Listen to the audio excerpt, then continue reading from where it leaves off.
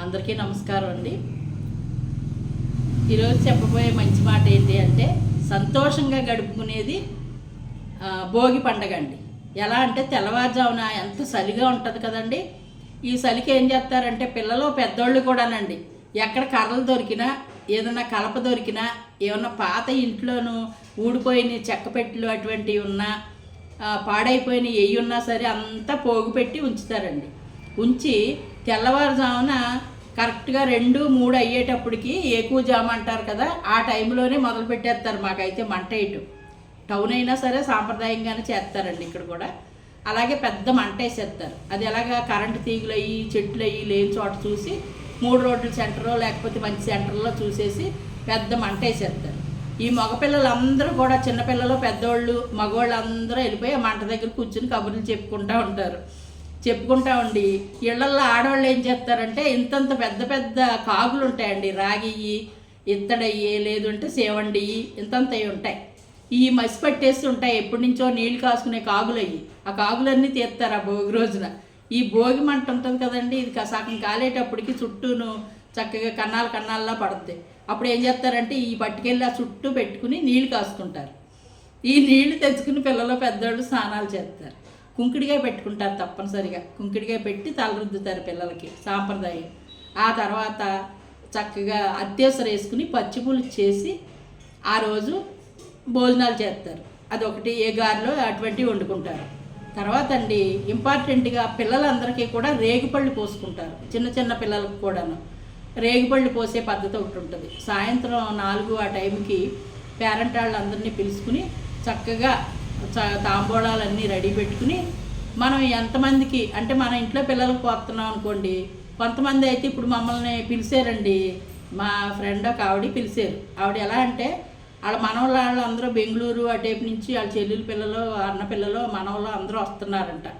వాళ్ళు సోమవారం రోజు భోగి సోమవారం వచ్చినట్టుంది కదండి. సోమవారం రోజు అందరినీ పిలిచి వాళ్ళ పిల్లలతో పాటు ఇరుగు పొరుగు పిల్లలు మా స్నేహితుల పిల్లలను కూడా పిలిచి ఒక బ్యాచ్గా ఆడపిల్లలందరికీనేమో ముందు పోసేసి తర్వాత మగపిల్లలను కూర్చోబెట్టి అందరికీ భోగిపళ్ళు పోయటం. అదొక సాంప్రదాయం, చక్కటి వాతావరణం.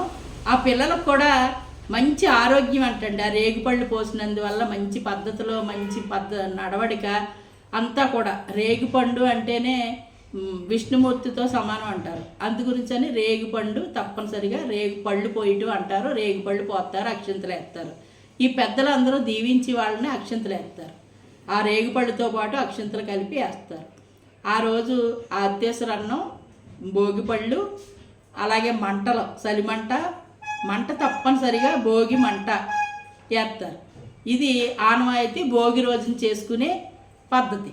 ఆ భోగి రోజున పిల్లలందరూ కలిసిమెలిసి చుట్టాల పిల్లలు స్నేహితుల పిల్లలు ఇరుగు పొరుగు పిల్లలు అందరూ కలిసిమెలిసి ఉండేది సంక్రాంతి పండగ. సంక్రాంతి అనేటప్పటికే ఇటు సైడ్ అయితేనండి ఎక్కువ కోడి పందాలు అవి కూడా వేస్తూ ఉంటారు. సాంప్రదాయానికి సంబంధించి ఆ కల్చర్లో భాగంగానే కోడి పందాలని అటువంటివి ఆడుకుంటూ ఉంటారు. అవి కూడా పెద్ద పెద్ద బాగా ఆడుతూ ఉంటారు. ఎక్కడెక్కడి నుంచో వచ్చి ఈ తాడేపల్లిగూడెం, భీమవరం ఇటు సైడ్ అంతా కూడా తోటలు అవి ఉంటాయండి. పెద్ద పెద్ద ఫామ్ హౌస్లు అవి ఉంటాయి. అలాంటి చోట్ల పెట్టుకుంటారు, వాళ్ళు ఆడుకుంటారు దూరం నుంచి వచ్చిన వాళ్ళు. ఈ ఇంటి దగ్గరేమో కనుమ పండుగ వచ్చేటప్పటికి కనుమ పండుగ రోజున ఒక రకం కల్చర్ చేస్తారు. చక్కగా హరిదాసుకి బియ్యం వేసుకుంటాం ఈ నెల అంతాను. అలాగే ఆ రోజు మన ఇంట్లో బియ్యం కానీ ఆయన నిండిపోయింది అనుకోండి, ఆయన దగ్గర ఇంత రాగి పాత్ర ఉంటుంది, అది నిండిపోతే ఎక్కడ దగ్గరలో ఉంటారో ఆయనకు అలవాటు ఉన్న చోట అవి పోసేస్తారు. ఆయన ఎన్ని పోసారో దానికి 2 ఇంతలో ఒక ఇంత వేసేసి ఆయనకి మళ్ళీ వెళ్ళిపోయేటప్పుడు అప్పచెప్తారు. అది కూడా చాలా శుభసూచకం అంటారు. నారాయణమూర్తి పోసాడు అన్న భావంతో ఉంటారండి. కల్చర్ చాలా మంచిదండి. ఇటువంటి కొన్ని తెలియని విషయాలు పిల్లలకి తెలియచేయాలి. మనం తెలియచేస్తేనే కదా మనమేంటో ఆ పిల్లలకి తెలిసేది. అలాగే కనుమ పండుగ రోజు ఆ ముక్కను వచ్చేటప్పటికి అందరూ కూడా నైవేద్యాలు పెట్టుకుంటారు. కంపల్సరీ బూర్లు వండుకుని, గారెలు వండుకుని, బిర్యానీలు చేసుకుని, కోళ్ళు కోసి నైవేద్యం పెడతారు. పందాలు వేసుకున్న వాళ్ళు పందెం కోళ్ళు కూరలు వండుకుంటారు, ఆవకాయ పచ్చళ్ళు పెట్టుకుంటారు వాటితోటి. ఇలాగ రకరకాల సంక్రాంతి పండగ అంటేనే పెద్ద పండగ అని ఒక ఆచారం అండి. ఇందులో భాగంగానే చక్కటి నువ్వుల నూనె పిల్లలకి నలుగు పెట్టి ఆ రోజు అక్కడ భోగి మంటల్లోంచి తెచ్చిన నీళ్ళతోటి స్నానం చేయించటం కొన్ని చోట్ల బాగా అలా చేస్తాం అలవాటు అండి వాళ్ళకి. చాలా మంచిదంట అది, ఆరోగ్యానికి ఆహ్లాదానికి మన కల్చర్కి పిల్లలకి తెలియని వాళ్ళకి తెలియటానికి ఉంటుందండి. టౌన్లో ఉన్నప్పుడు ఇవన్నీ సాగవు కదండి, అపార్ట్మెంట్లు కల్చర్లో ఉన్నప్పుడు ఈ కొన్ని సాగుతాయి కొన్ని సాగవు. అందుకు తప్పనిసరిగా మన బంధువులు మనవాళ్ళ ఇంటి దగ్గరలో మనల్ని ఎవరైతే పిలిచారో పండగకి వెళ్ళటం అలవాటు చేసుకోవటం మంచిదండి. నచ్చిందండి? నచ్చినట్లయితే షేర్ చేయండి, లైక్ చేయండి, సబ్స్క్రైబ్ చేసుకోండి.